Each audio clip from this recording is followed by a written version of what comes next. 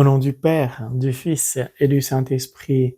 Amen. Que la paix et l'amour de notre Seigneur Jésus-Christ soient toujours avec nous, mes frères et mes sœurs, dans la foi chrétienne.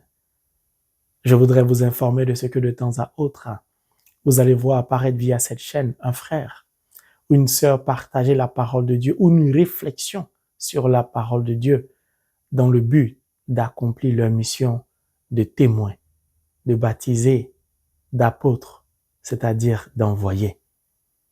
Merci donc de leur faire bon accueil, car le Seigneur rassemble tous ses enfants dans une seule et même maison qu'est sa demeure.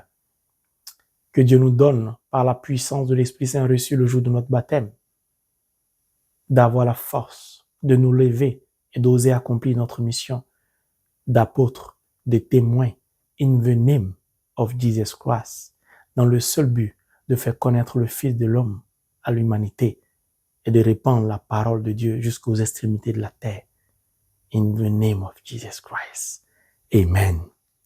Nous poursuivons le partage de la parole de Dieu au travers de la formation des disciples devenus apôtres. Et pour cela, nous allons prendre le livre de Saint Matthieu, chapitre 17, le verset 15, qui dit, et je cite, « Seigneur, aie pitié de mon fils, il est lunatique et souffre beaucoup.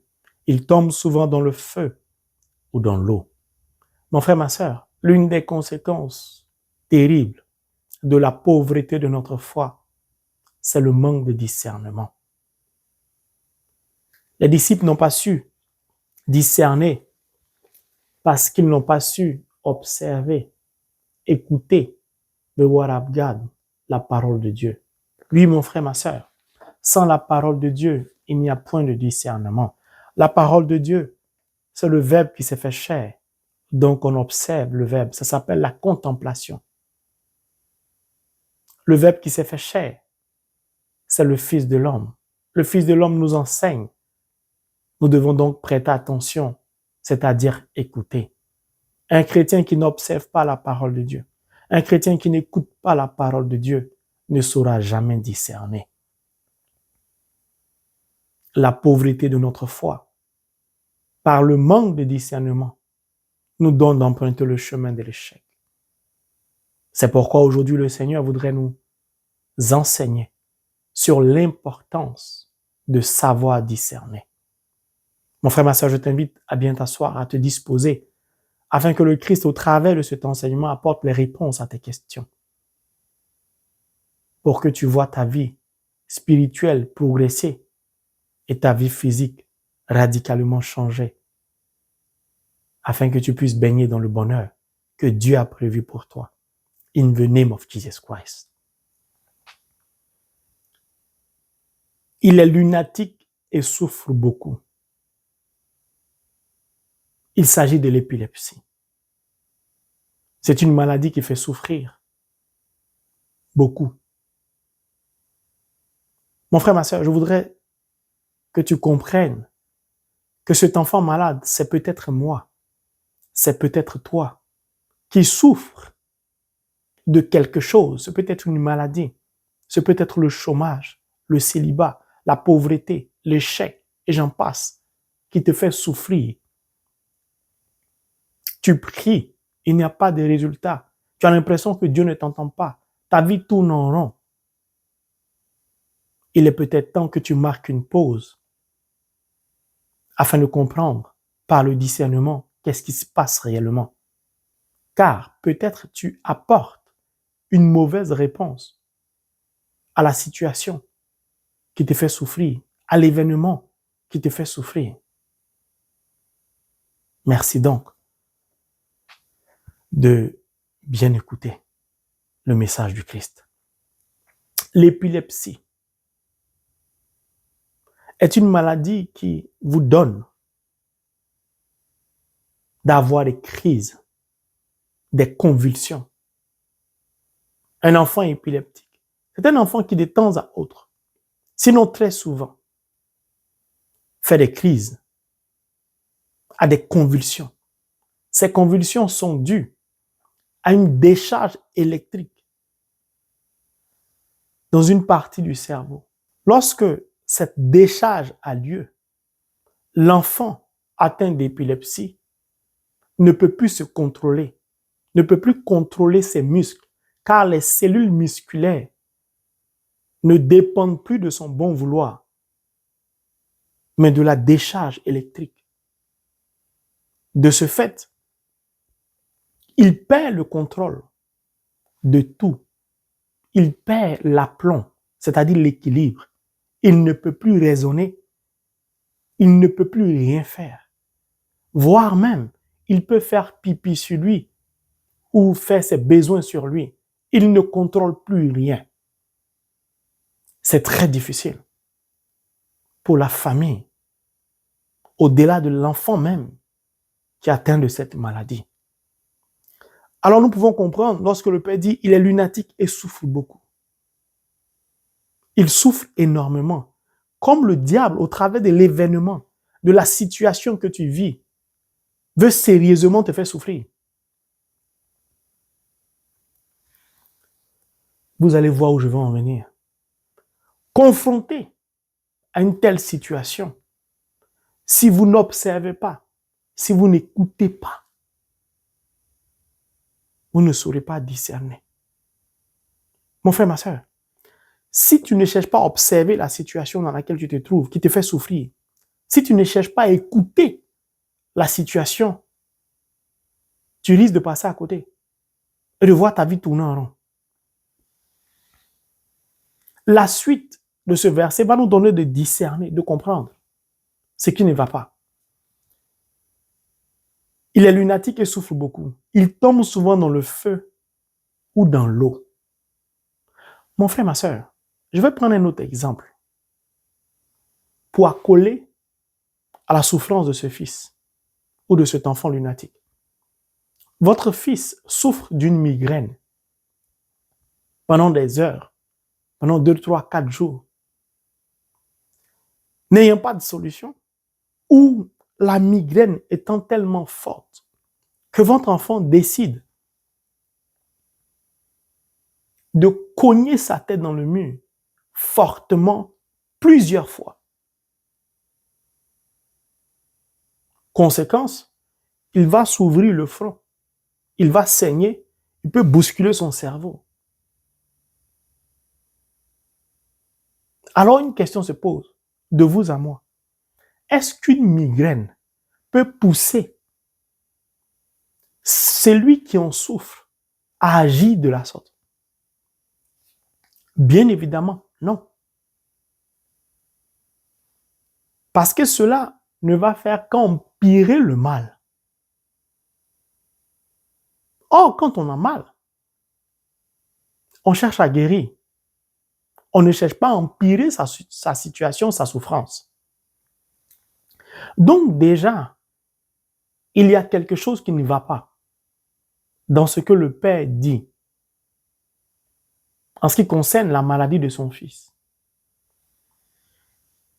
Si votre enfant qui souffre d'épilepsie a des crises,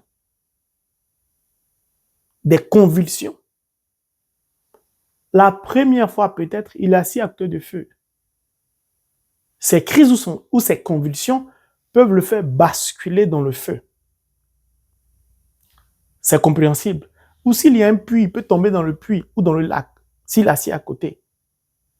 Je ne pense pas que la deuxième fois, les parents eux-mêmes vont laisser leur enfant s'asseoir à côté d'un feu ou d'un fleuve ou d'un puits, sachant très bien qu'à tout moment, cet enfant peut avoir une crise, peut avoir des convulsions, peut faire une crise. Suivez-moi très bien, s'il vous plaît. De ce fait, les parents vont chercher à protéger l'enfant, soit du feu, comme il s'agit d'ici, soit du puits, ou de quelque chose de dangereux pour lui. L'enfant lui-même peut avoir peur du feu et s'en éloigner. S'il est déjà tombé dans le feu une fois. Mais ici, ce verset nous dit, il tombe souvent dans le feu. Donc, c'est répétitif. Si c'est répétitif, alors ça devient inquiétant, voire anormal. Pourquoi? Est-ce que vous pouvez m'expliquer comment un enfant qui a une décharge électrique dans une partie du cerveau, qui perd donc l'équilibre, l'aplomb, la réflexion, n'est plus au contrôle de ses mouvements musculaires, peut en ce moment précis, pendant qu'il fait des crises, prendre la direction d'un feu pour s'y jeter, ou prendre la direction d'un puits pour y tomber. Il y a quelque chose qui ne va pas.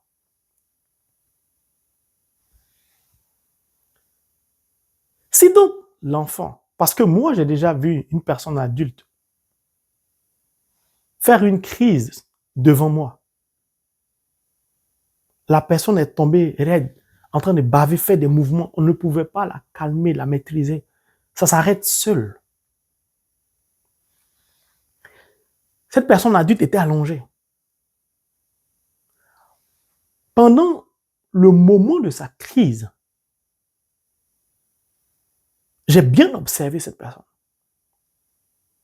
Elle ne pouvait rien faire. Mais absolument rien. En ce moment précis, comment la personne, comment l'enfant peut se lever, emprunter un chemin du feu, discerner, réfléchir, faire la différence entre le feu, un caillou, je ne sais pas, un bois, et choisir le feu en ce moment précis. Ça veut dire qu'il y a anguille sous roche. Ce n'est plus l'épilepsie. Car l'épilepsie ne peut pas contrôler la réflexion de l'enfant et le mettre en mouvement pour qu'il agisse comme l'épilepsie veut. Puisque c'est une décharge électrique. Vous voyez le pistolet de policiers qu'on appelle taser. Ça vous envoie une décharge électrique qui vous fait trembler et vous tomber. Le but est de vous immobiliser. Si un policier vous taise et que vous êtes comme ça, dites-moi au moment où vous êtes en train de trembler, vous êtes en train de tomber, à quel moment vous pouvez réfléchir pour chercher voir s'il y a un feu autour de vous? Ça veut dire qu'il y a quelque chose ou quelqu'un qui contrôle votre cerveau.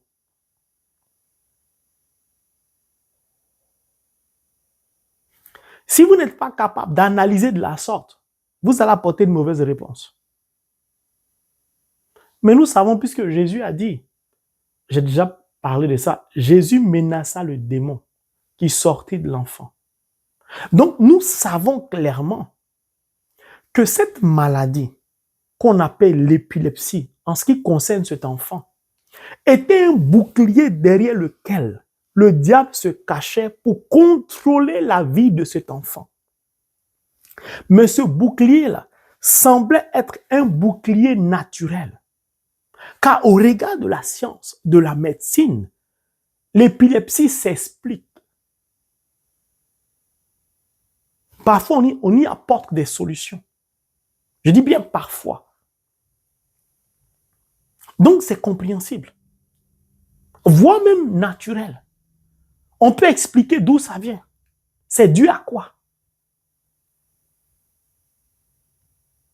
Alors qu'en réalité, en ce qui concerne cet enfant, ce n'était pas une maladie naturelle.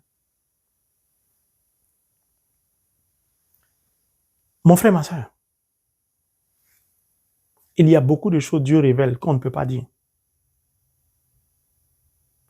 Mais je peux oser vous dire que la quasi-totalité des maladies dans le monde viennent du diable et de nous. Quand je dis nous, c'est lorsque poussés par le diable, nous fabriquons des produits chimiques pour faire pousser des tomates ou des avocats en dehors de leur saison. Nous souillons ainsi la terre, l'air. Lorsque nous ne raffinons pas dans les normes le pétrole, nous saturons l'atmosphère de gaz toxiques. Qui est derrière tout ça? C'est le diable. Pourquoi? Il nous pousse à quoi? À la cupidité. Le démon mammon s'agite, il danse. Parce que nous aimons beaucoup les billets de banque et les pièces sonnantes et trébuchantes. Bref. Le diable n'avait qu'un seul objectif. C'était de pourrir la vie de cet enfant. Au travers de cet enfant, de pourrir la vie de sa famille. Avec une apparence, comme je le dis souvent, le diable se camoufle en ange de lumière. C'est un menteur, un arnaqueur, un usurpateur. Avec une maladie qu'il a collée dans le cerveau de l'enfant ou à la vie de l'enfant, donnant l'impression qu'il n'y est pour rien.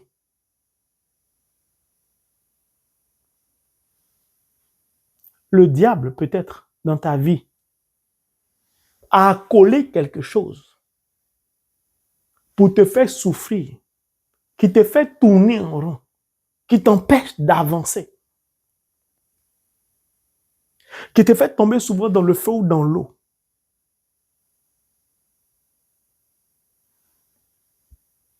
Dans le seul but de pourrir ta vie. Et tu vas comprendre pourquoi il veut pourrir forcément ta vie. Tu me diras certainement, comment fait Ange-Marie? Le diable va te mettre dans une situation. Par exemple, au travail, tu es marié et tu sors avec quelqu'un au travail qui est marié. La personne même sort avec quelqu'un d'autre. En fait, c'est un imbroglio dans lequel vous tous vous êtes. Le but du diable, c'est de t'empêcher d'être uni à Dieu. Il va te pousser à tomber dans le feu ou dans l'eau. Comment? Il va s'arranger de sorte à ce que une personne dans cet imbroglio que je viens de détailler tombe enceinte. Cette grossesse-là, si elle devient apparente, visible, va créer des bisbilles biscornus dans la compagnie et va jeter un discrédit sur tous ceux qui sont impliqués dans cet imbroglio de l'impudicité. Peut-être même le PDG est dedans, le DG. C'est-à-dire, tout le monde est impliqué de la ménagère, la secrétaire. C'est compliqué. Donc, cette grossesse-là, lorsque la nouvelle sera partagée à l'auteur, qui lui-même peut-être soit avec quelqu'un d'autre, ça va commencer à faire souffrir ceux qui sont impliqués. Le diable va pousser toutes ces personnes impliquées dans la situation à dire à la personne enceinte, pour que nous tous on soit à l'abri, il faut aller avorter. Cette personne, comme cet enfant malheureusement, n'est pas remplie de la parole de Dieu. En tout cas, si elle n'est pas remplie de la parole de Dieu, va se laisser tenter de dire, ma carrière est engagée. Si mon mari apprend ça, si la femme de celui qui m'enceintait, si le collègue qui soit avec l'autre, la femme qui, c'est compliqué, mieux voilà avorter. C'est ça tomber dans le feu. C'est ça tomber dans l'eau. Puis, le diable va s'arranger, s'il le faut, à ce que cet avortement te marque à vie. Ou il va s'arranger à ce que cet avortement ne se passe pas bien. Pour qu'on enlève soit tes trompes, tes ovaires, ou pour que toi-même tu y restes. Ça dit que tu meurs. Pourquoi? Parce qu'il veut faire souffrir tous ceux qui sont impliqués dans cet imbroglio. Avec un seul objectif. De s'en prendre à Dieu, vous allez comprendre pourquoi. Mon frère, ma soeur, à ce moment précis, Si vous n'avez pas discerné pour comprendre que cette maladie, ce qui se passe, comment l'enfant tombe dans l'eau, dans le feu, l'épilepsie ne peut pas pousser un enfant à faire ça souvent. Souvent veut dire c'est répétitif. Vous allez commettre l'erreur. Je vais toujours parler de moi, comme je faisais avant. Vous allez utiliser les versets bibliques.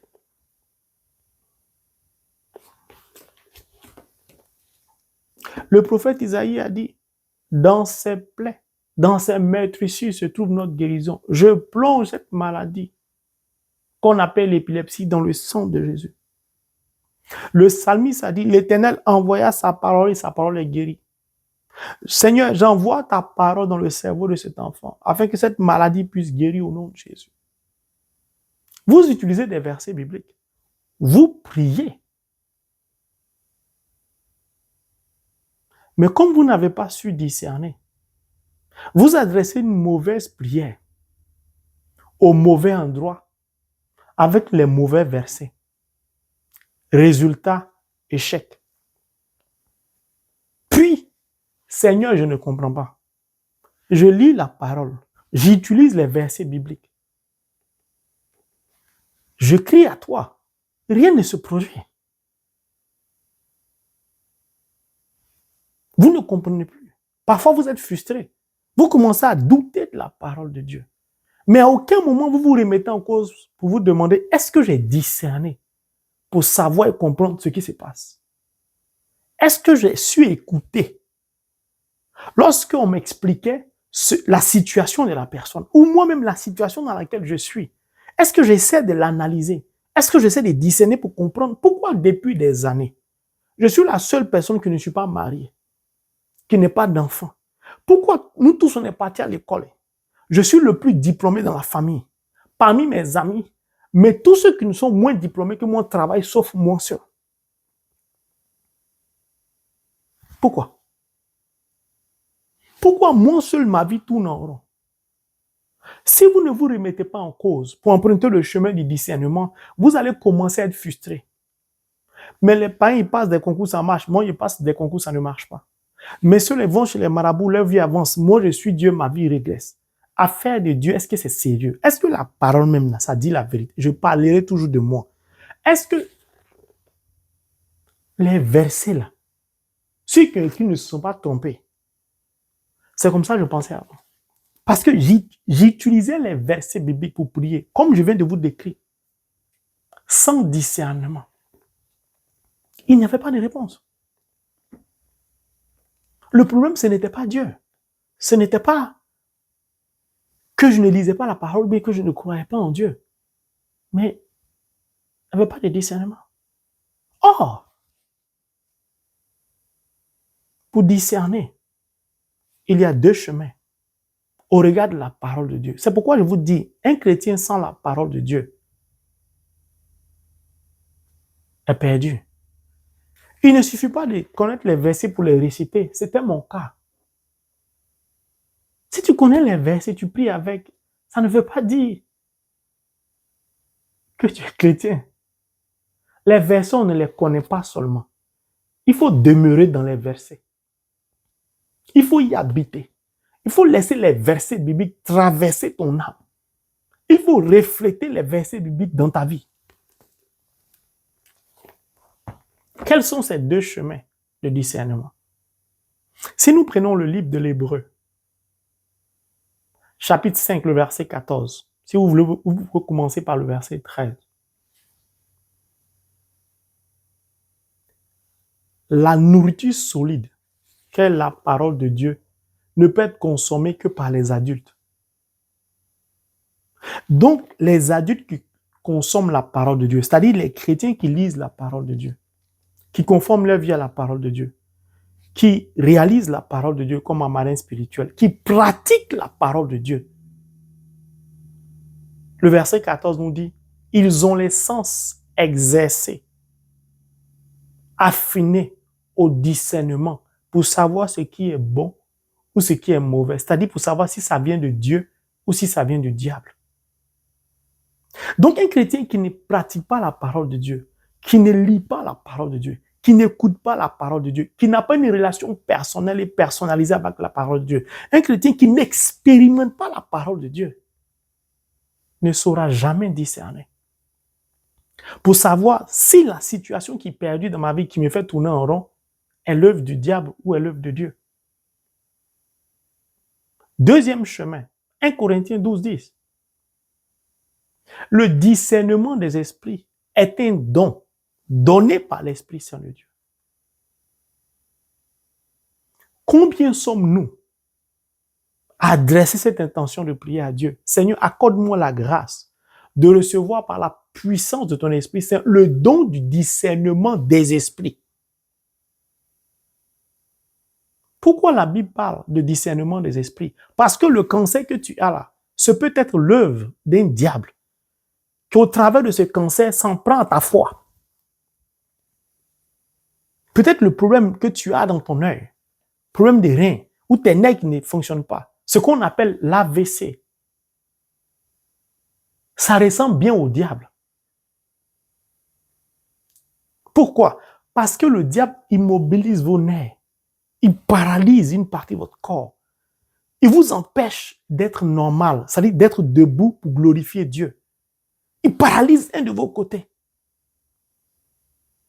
Et beaucoup, hélas, nous concentrons nos efforts dans la médecine uniquement.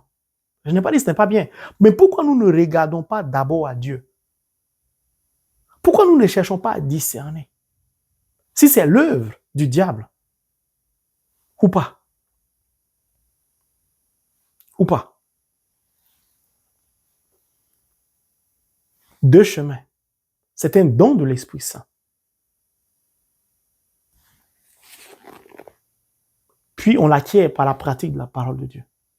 Bon, Jésus a dit quoi?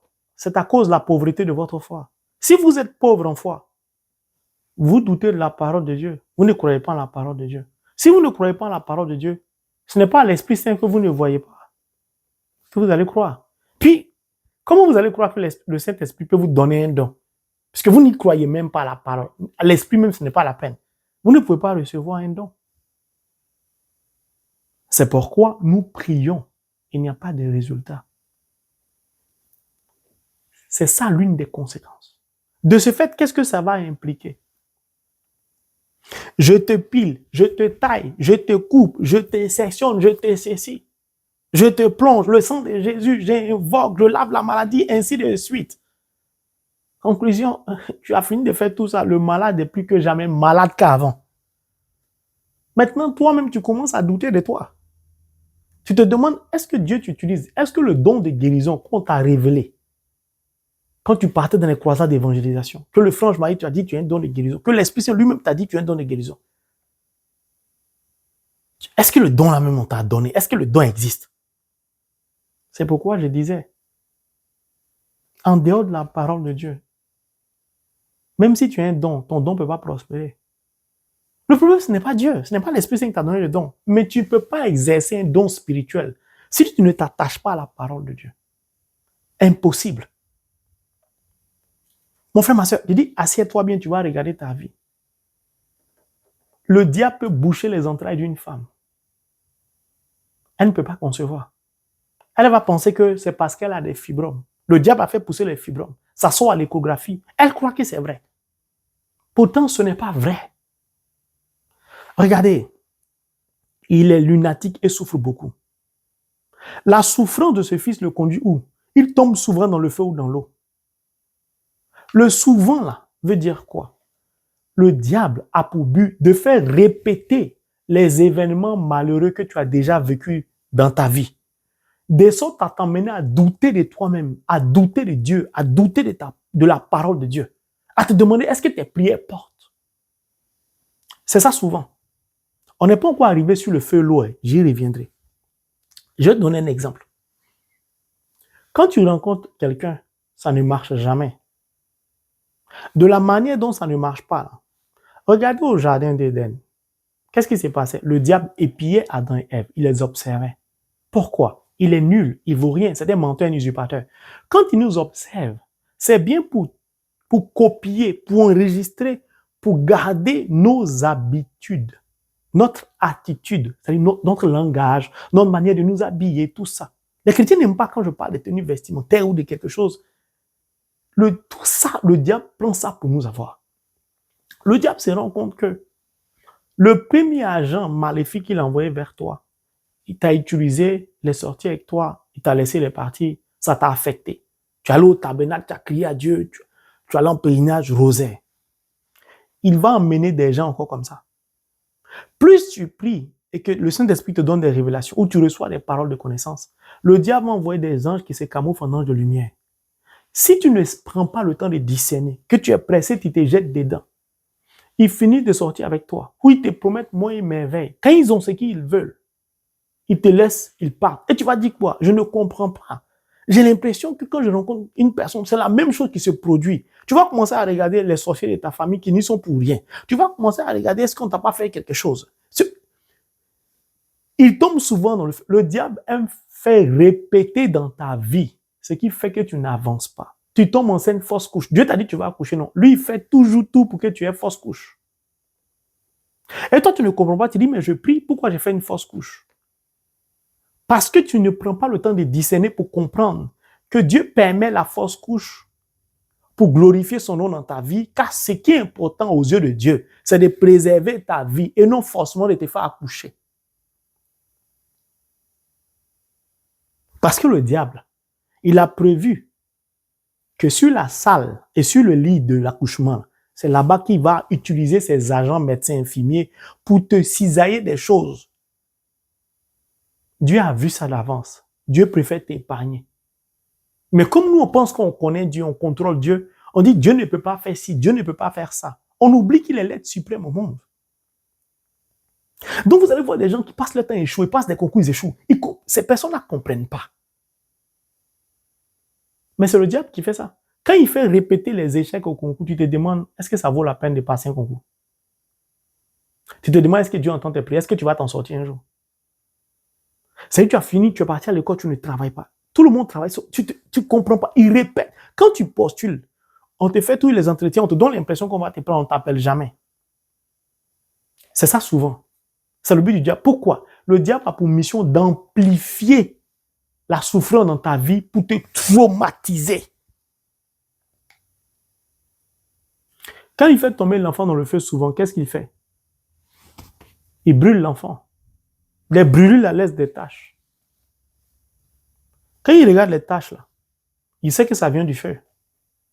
Le diable veut laisser des taches dans ta vie spirituelle. Il veut te traumatiser. Quand tu regardes ta vie, celui que Dieu va conduire après est ton âme seule. Quand tu vas voir la personne, tu vas t'éloigner de la personne alors que c'est la bonne personne parce que le diable t'a traumatisé. Pourquoi? Parce qu'il n'y a pas en toi la parole de Dieu. Tu ne lis pas la parole de Dieu. Tu ne pratiques pas la parole de Dieu. Tu te sers de la parole de Dieu. Tu cites les versets comme je faisais avant. Ton enfant est drogué, l'alcoolique. Tu pries, rien ne change. Il faut marquer une pause. Si c'est un démon, on ne dit pas au démon, je te plonge dans le sang de l'agneau, tu n'as rien fait au démon. Un démon, on le combat, ou on affirme sur lui son autorité. C'est pourquoi le prochain enseignement, je vais parler plus ou moins du combat dans lequel ce fils lunatique était. Mon frère, ma sœur, je voudrais terminer en te disant et en partageant avec toi de reprendre espoir au travers de ce que je vais partager. Madame N est en couple avec Monsieur A, que je connais très bien personnellement. Ils ont passé des années ensemble, en concubinage. Les deux travaillent, les deux sont chrétiens. Madame N n'arrivait pas à avoir d'enfant avec Monsieur A. Leur relation battait de l'aile parfois, comme pour tout le monde. C'était un couple plus ou moins normal. Les années s'écoulant, la joie n'était pas totale dans le cœur de Madame N, ni dans le cœur de Monsieur A, qui progressait professionnellement par rapport à Madame N. Madame N, chrétienne, n'avait pas la pratique réelle de la parole de Dieu. Et là, c'est ce qui nous manque à beaucoup de chrétiens. Donc, elle ne pouvait pas discerner, c'est-à-dire observer, écouter la voix de Jésus, de l'Esprit Saint.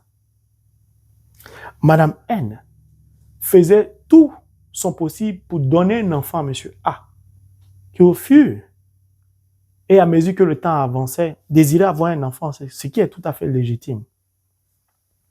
Monsieur A va donc congédier, libérer Madame N, parce qu'il s'est amouraché avec une nouvelle personne, avec qui il se sent heureux. Cette nouvelle personne, que j'appelle Madame X, va donner un enfant à Monsieur A. Au regard du monde, au regard de la famille, tout le monde pensait que Madame N avait échoué sa vie. Elle-même, elle a dû regretter d'avoir été dans cette relation. Parce qu'elle est sortie de cette relation dans la tristesse absolue. Elle a tout fait pour sauvegarder sa relation. Rien n'y fait. Vous savez, parfois, nous, les chrétiens, on n'écoute pas Dieu. On s'entête dans des chemins qui ne sont pas les voies de Dieu. Mais nous persistons. Vous savez ce qui est bien chez Dieu? Si Dieu a gardé une bénédiction pour toi, va te pavaner comme je faisais avant. S'il avait, par exemple, 2 lingots d'or comme projet de bénédiction dans ta vie et sur ta vie, le temps que tu mets à t'éloigner de la parole de Dieu, même si tu es baptisé, confirmé, les 2 lingots d'or, Dieu les stocke. Quand tu mets ton argent à la banque, là, il y a des intérêts, non? Dieu est l'être d'amour inégalable et inégalé. Ce que Dieu a prévu pour toi, il ne va jamais donner à quelqu'un d'autre. Ce qu'il t'a donné, il ne reprend jamais. Je dis, quand vous aimez la parole, quand vous comprenez la parole, vous ne pouvez que l'aimer. Donc, qu'est-ce qui va se passer? Les 2 lingots d'or, comme Madame N ne cherche pas à vivre conformément à la parole, c'est-à-dire à réaliser la parole, pourtant elle est chrétienne, donc à écouter Jésus-Christ, les lingots d'or prenaient de la valeur. Mais elle ne sait pas. Dieu sait. Les anges ont essayé de l'interpeller, elle ne comprend pas. Donc, les lingots d'or sont passés de 2 à 3, 4, ainsi de suite. Donc, si Madame N ne revient pas sérieusement sur le chemin que Dieu a tracé au devant d'elle, elle va mourir sans ses lingots d'or. C'est pour ça que beaucoup de chrétiens meurent pauvres. On pense que c'est parce que Dieu ne fait pas.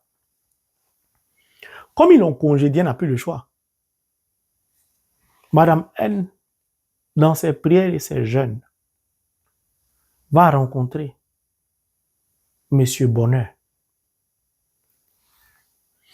Monsieur Bonheur a déjà des enfants de même sexe. Nous, les chrétiens, on dit on lit la parole, non? On est dans des choses, des couples, des situations où le Seigneur nous demande de sortir. C'est nous, on veut expliquer à Dieu que je suis marié à la personne, je vais te laisser comme je suis ceci, cela. C'est vraiment, que Dieu est vraiment miséricordieux de nous. Madame N a accepté de sortir un monsieur Bonheur. Madame N n'a pas réfléchi comme beaucoup de chrétiens à qui je parle.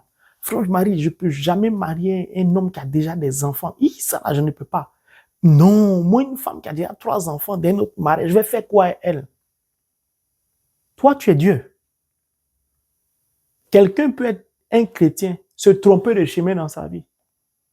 C'est pourquoi personne ne pourra égaler mon maître à penser. Sa miséricorde est infinie. Nos jugements pourrissent notre élévation spirituelle, notre foi. On veut faire tout bien, comme si on peut.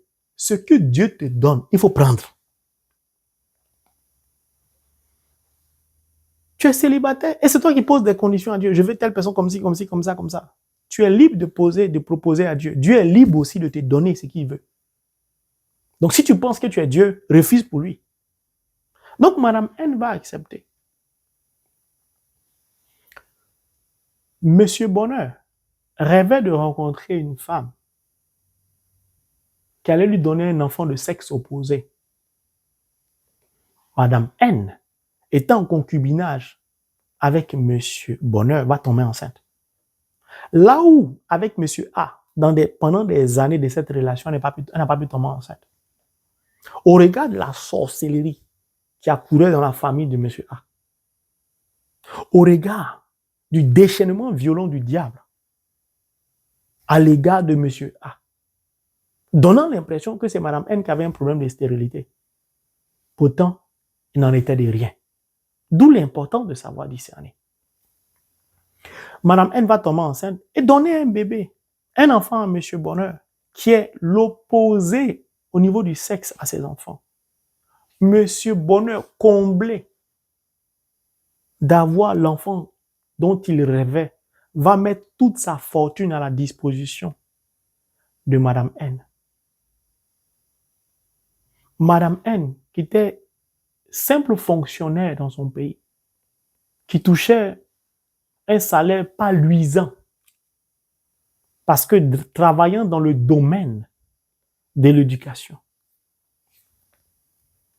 Mme N va se retrouver du jour au lendemain riche. Maintenant, elle a une voiture. Elle a même un chauffeur. Mme N, ayant comblé le cœur de son mari via cet enfant, a maintenant 2 avions. Les vacances, elle les passe à Paris, à Washington, un peu partout dans le monde, sans se soucier. Donc, ces 2 lingots d'or, pendant qu'elle traînait là où Dieu ne l'attendait pas par manque de discernement, Dieu multipliait. C'est comme ça Dieu a réservé ta part. Comme tu ne l'écoutes pas, tu empruntes le chemin qu'il n'a pas tracé au devant de toi. Comme il t'interpelle pour dire sors de là, tu dis mais si je sors de là, je vais tout perdre. Donc, ce qu'il a gardé pour toi se multiplie. Et peut-être tu souffres. Tu te demandes mais qu'est-ce que j'ai fait? Monsieur A, confronté maintenant après son bonheur, succès, bref, regrettant, vient se jeter aux pieds, à genoux de Mme N, la suppliant de revenir dans le foyer. Il s'aperçoit maintenant de ses qualités, de la grâce qu'elle était pour lui. En réalité, la relation de Mme N avec M. A était l'obscurité qui empêchait Mme N de rentrer dans sa bénédiction. Et je dis bien, je connais personnellement et particulièrement M. A. Aujourd'hui, Mme N est comblée. Alors qu'on pensait qu'elle avait échoué. Alors qu'on la traitait peut-être de femme stérile. Peut-être qu'on l'accusait d'avoir des fibromes, des ovaires déplacés et j'en passe. Mon frère, ma soeur, quand tu rencontres quelqu'un, il faut discerner pour savoir si c'est la personne adéquate. Puis quand c'est la personne adéquate, attachez-vous à la parole de Dieu. Sinon, le diable va coller à votre vie des situations qui vont pourrir votre vie. Vous allez passer votre temps à pleurer, à vous lamenter. Aujourd'hui, Mme N, ses prières, ses intentions ne sont plus des demandes. Ce sont des actions de grâce. Chaque fois qu'elle ouvre la bouche pour prier, c'est pour dire merci à Dieu, pour rendre grâce à Dieu. Pendant que toi, tu passes ton temps à pleurer seulement au tabernacle, à pleurer au Saint-Sacrement. Même tu fais le rosaire, tu passes ta vie à pleurer. Est-ce que tu te poses la question du discernement? Est-ce que tu comprends que derrière ce que tu vis, cette souffrance-là, peut-être le diable agite le torchon? Tu trouves ta femme dans le lit conjugal avec ton meilleur ami. La colère, la brutalité, ta réaction est tellement sauvage. Tu ne te demandes pas, est-ce que ce n'est pas l'œuvre du diable pour salir le sacrement du mariage? Si tu es marié à l'église. Mais toi, égoïste que tu es, tu ne vas pas regarder le sacrement qui honore Dieu. Tu vas regarder l'acte d'impudicité. Parce que tu ne lis pas la Bible. Cette femme qui a commis l'adultère, est-ce qu'on l'a lapidée? Non. Parce que notre cœur n'est pas miséricordieux. Ton mari a envoyé un enfant du dehors. Tu le traites de tous les noms d'oiseaux. Tu salis son nom. Tu veux. Mais tu ne te demandes pas, est-ce que le diable n'a pas secoué votre couple? Parce qu'arrivé un moment où vous êtes séparés de Dieu. Et il a profité de cette opportunité. Pourquoi nous ne discernons pas? Madame N, quand elle souffrait, ne salissait pas le nom de Monsieur A. Non. Mon frère, ma soeur, tu dois discerner. Tu es dans un travail, ça fait des années. 15 ans, 20 ans, 30 ans, tu es dans le même travail, tu n'as pas pu économiser, acheter une maison. On dit que tu restes 2 années pour aller à la retraite, c'est là que tu veux diminuer ton âge pour durer la fonction publique. Tu ne comprends pas qu'il y a un problème. Que le diable veut t'accoler de la falsification pour pouvoir te condamner demain devant Dieu. C'est dans un pays, un état, ça ne va pas. Tu ne comprends pas ce que Dieu te dit. Tu pries, tu jeûnes, tu cries à Dieu, pas de réponse. Tu ne comprends pas que peut-être Dieu t'attend ailleurs. Si tu ne cherches pas à discerner pour comprendre que Dieu t'a confié une mission, tant que tu n'accomplis pas cette mission, tu ne rentreras pas dans ta bénédiction. Tu vas passer ton temps à être frustré. Dieu t'attend à Paray-le-Monial. Toi, tu es couché à Gonzague-Ville en Côte d'Ivoire. Dieu t'attend en Israël. Toi, tu t'en vas à Lourdes. Ça donne l'impression que ce sont des endroits de prière, de spiritualité. C'est pas faux. Mais dans la vie spirituelle, ça ne fonctionne pas comme ça. Dieu t'indique l'importance de sortir de ton travail pour le servir. Toi, tu cherches à économiser ton argent pour acheter des terrains ou des maisons. Pourtant, au travers de l'œuvre qu'il t'a confiée, il a déjà réservé des humains pour toi. Mon frère, ma soeur, tu dois discerner. Et tu vas comprendre le prochain enseignement. Dans quel combat peut-être tu es. Il souffre beaucoup. Il tombe souvent dans le feu ou dans l'eau. Le diable a prévu de te faire souffrir pour te traumatiser. Ce n'est pas toi qui l'intéresse. Quand on va parler du combat spirituel, je vais parler après maintenant de pourquoi le diable s'en prend à nous. Alors que Dieu nous donne rempli de son Esprit Saint, de bien comprendre que la vie spirituelle, on n'y entre pas au hasard. Puis il y a des règles spirituelles à respecter, notamment en matière de discernement. C'est un don de l'Esprit Saint, puis c'est par la consommation et la pratique de la parole de Dieu qu'on a l'essence exercée. Sinon, tu vas passer une vie spirituelle. Bon, je ne vais pas utiliser le mot, mais je vais faire simple. En fait, tu vas confier ton avenir, tes projets à un serviteur de Dieu ou à une servante de Dieu. Tu vas attendre toujours que ce soit les autres qui prient pour toi.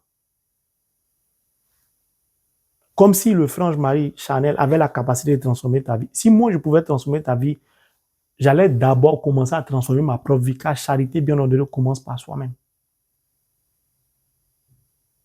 Mon frère, ma soeur, ne sollicite un serviteur de Dieu que lorsque tu as tout essayé, que tu n'y arrives pas. Demande à Dieu de te parler au travers d'un serviteur de Dieu. Puis, ne t'abandonne pas au serviteur de Dieu, il n'est pas Dieu. Écoute ses enseignements, suis ses enseignements, écoute ce qu'il prêche, mets en pratique, mais ne t'attache pas à lui, parce que c'est un serviteur de Dieu. Attache-toi à lui pour constituer la communauté chrétienne. Et tu comprendras beaucoup de choses. Car tous, je dis bien tous, Dieu a un projet merveilleux pour nous. Sinon, Jésus ne serait pas venu. La venue de Jésus traduit l'immensité, la grandeur du projet de Dieu pour chacun d'entre nous. Mais tout dépend de nous. Que Dieu nous donne rempli de son Esprit Saint, de nous attacher à sa parole, de laisser sa parole transformer et orienter notre vie. In the name of Jesus Christ. Amen.